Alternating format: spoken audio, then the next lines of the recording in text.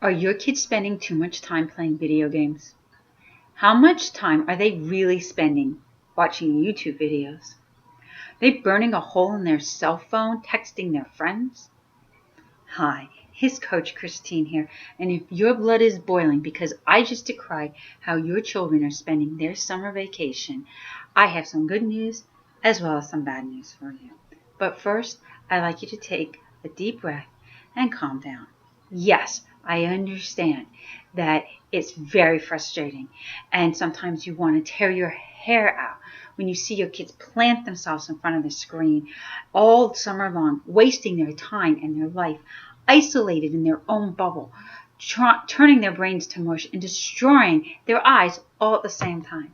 Seriously, what is wrong with kids these days? Whatever happened to going outside and enjoying the nice weather, going to the pool, or hanging out with friends in a mall? No, kids don't do that these days. Nothing seems to interest them. All they want to do all day long is stay home and be in front of their computers, chatting with their friends, some of whom they've never actually met, sending messages and pictures.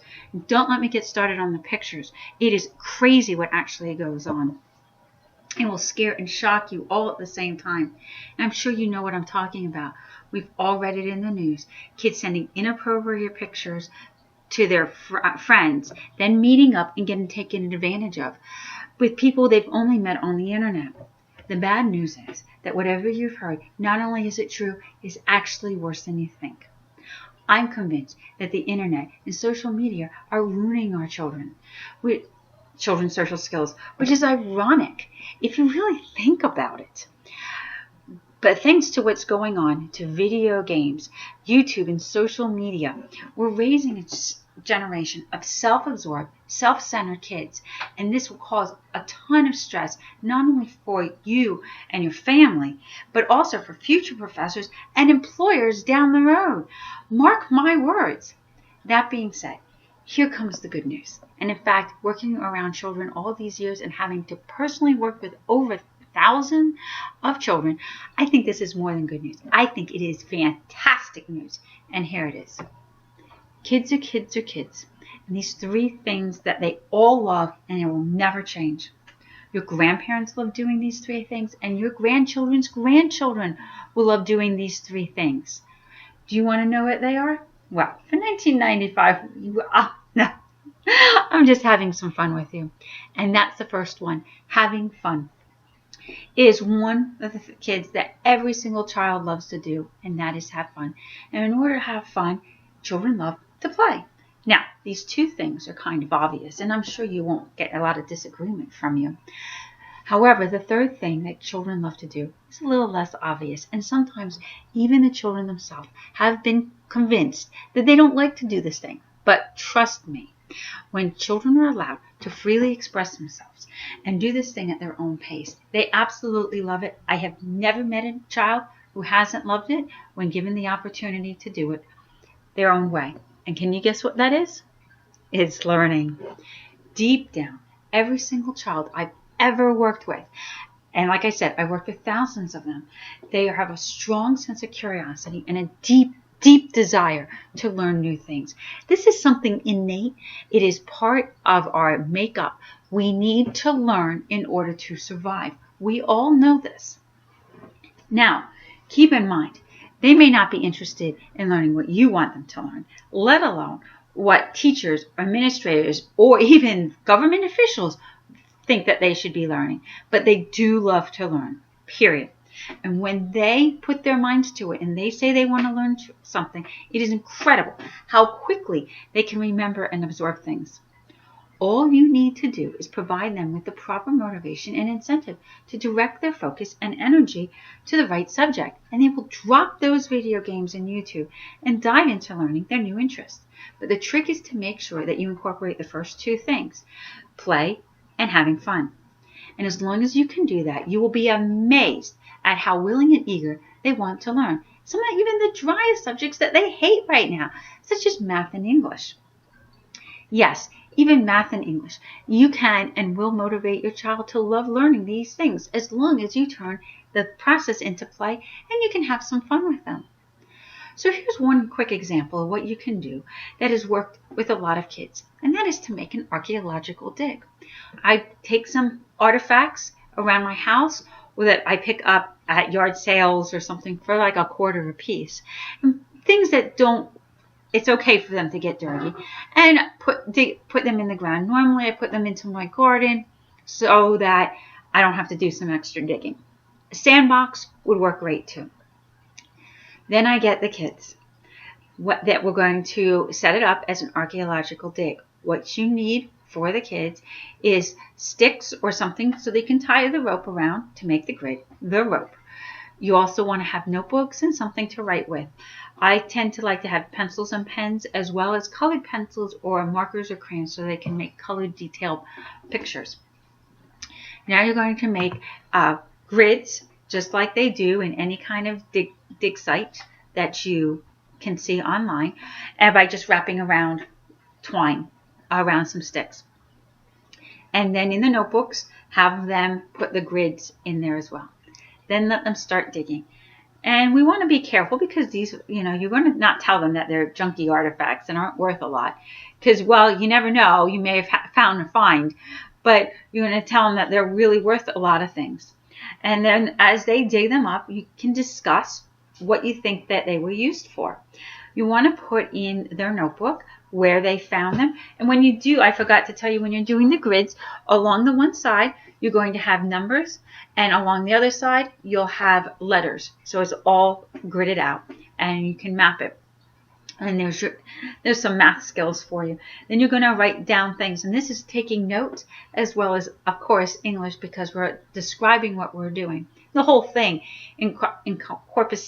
encompasses science and history. And then you can talk about what you think people did with them. This is so much fun, and it works so well to get kids interested in learning that I need to tell you about Mike. Now, before I started with Mike, which was just 1 year ago, he hated school, even though he has a genius IQ. He's extremely smart, but he would pretend to be sick. He wouldn't do his work. He hated going to school. He wouldn't get on the school bus. His parents had to take him to school, and he would kick to get in when they were getting him into the car. He'd try to get out of the car while it's moving, or at least threaten to do so. He hated school so much. So last summer I started working with him, and I did this archaeological dig with him, as well as his sister. Before we were halfway through, he asked if he can go see his parents. He ran up to tell them how much fun he was having. We wrote down in detail everything that he found. He then went on to write an essay about this. This child who hates school wanted to do extra work. So now I've been working with him for the whole school year, and it's summer again, and we're doing a little bit to keep our skills up over the summer. Just last week, he texted me saying he was bored, and he knew if he didn't have something to do, he was going to be playing Halo on his Xbox, and he didn't want to do that because he doesn't want to get back into that habit. So he specifically asked me for an essay to write during the summer so he doesn't play video games. That can be your child too. Wouldn't you love to have a child like that? Now, no matter what they're struggling with, give this a try, because it will really start the energy flowing in the right direction, and you're going to start to spiral upward. You're going to be amazed at what you see your kids do. Now, of course, every age group is different, and every child is different. You're going to need to come up with different ways to help your child. However, more good news for you is that I've come up with well over 1,000 different ways to help motivate and inspire your children to learn whatever they need to learn. The trick is to turn it into play and make your kids having fun. And so, because I know all these different tricks, you don't have to reinvent the wheel. We just need to match your children with the right activity for them, and to help them through this process. And in a very short amount of time, they won't be able to but help themselves love learning and math. And love learning math and English, or whatever they would need to learn. Now, obviously, I don't know your children, and not one size fits all does not work with education. So if you're interested in figuring out a way to help motivate and inspire your own children to love learning again, I really love getting on the phone to help you do that. I put together a quick form to help me learn more about your children and what is specifically going on with them. And you can click the button below to fill out this form. I will take a look at what's going on, and we can schedule a time to jump on a call so I can share with you my best recommendations and show you what activity will work best for your child. Just click the button below if you think that will be beneficial to your family. Of course, if you think you need more help than just one phone call, and you would like to explore bringing your children to our learning center, then we can talk about that and see if it's a fit for you as well. Either way, my goal during our time together is to help you come up with a specific thing to help you design a play activity so you can make learning math, English, or whatever other subject fun for your children again. Click the button below this video and we can get started. Yes, I understand that you feel like it is a lost cause, and I understand that you think you've tried everything, but believe me, as long as we can design a game that's fun for your child, they will drop the video games in YouTube and they're going to become addicted to learning. I've seen it happen over and over again, and if it can happen to Mike, it can happen to your child as well. Just click the button below this video and let's get your kids having fun and get them to love learning once again. Click the button, fill out the form, then we can schedule a call, and I can't wait to have some fun with you over the phone as well. Click the button and we'll talk soon. Have a fantastic day.